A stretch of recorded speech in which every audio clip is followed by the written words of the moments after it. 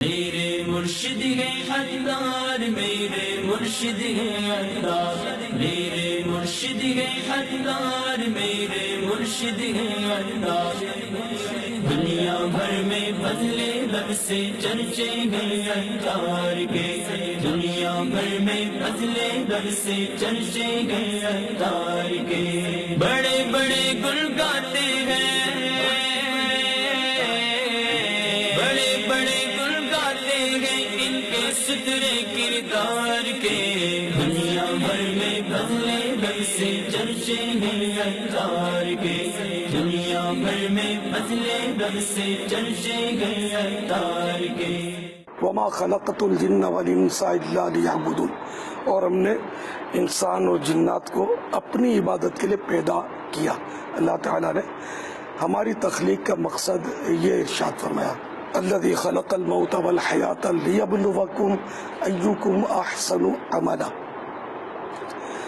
ہم نے موت و حیات کو اس لیے پیدا کیا تاکہ تمہاری جانچ ہو، تمہارا امتحان ہو کہ تم میں سے کون اچھے عمل کرتا ہے۔ تو زندگی کا مقصد تو قرآن کریم نے واضح کیا اور جگہ جگہ واضح کیا، لیکن ہم اپنی زندگی کا مقصد سمجھنے میں کامیاب نہیں ہوئے۔ افسوس، ہمیں اللہ کی رضا والے کام کرنے، ہر وہ کام کرنا ہے کہ جو اللہ کی رضا کے مطابق ہو۔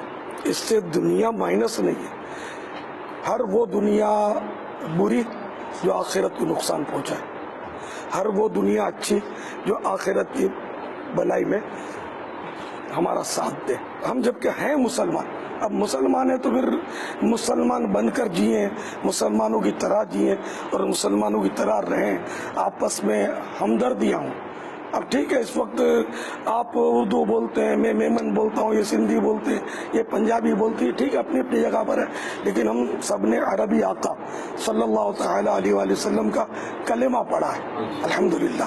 تو اس لیے مطلب یہ خالی پہچان ہے قبیلے قوم ہے، باقی جو مسلمان ہے اس کے لیے قرآن نے ہمیں یہ درس دیا، انما المؤمنون اخوۃ، مسلمان بھائی بھائی ہے، دیٹس آل۔ میری پارٹی، میری برادری، میرا خاندان، میرا یہ میرا وہ، یہ سب ثانوی حیثیت رکھتے ہیں۔ فرسٹ آئی ایم مسلم، اور میں مسلمان ہوں، مسلمان جینا ہے اور مجھے مسلمان مرنا ہے۔ ٹھیک ہے، زندگی تو ہے مختصر، کتنے تھے جو چلے گئے، جیسے آپ کی سیاسی پارٹیاں، ٹھیک ہے، آپ کی پارٹیوں میں بہت سارے ایسے ہوں گے جو آج آپ کے ساتھ نہیں ہیں۔ اب ان کے ساتھ کیا ہو رہا ہے یہ پردہ ہے، ہمیں نہیں معلوم۔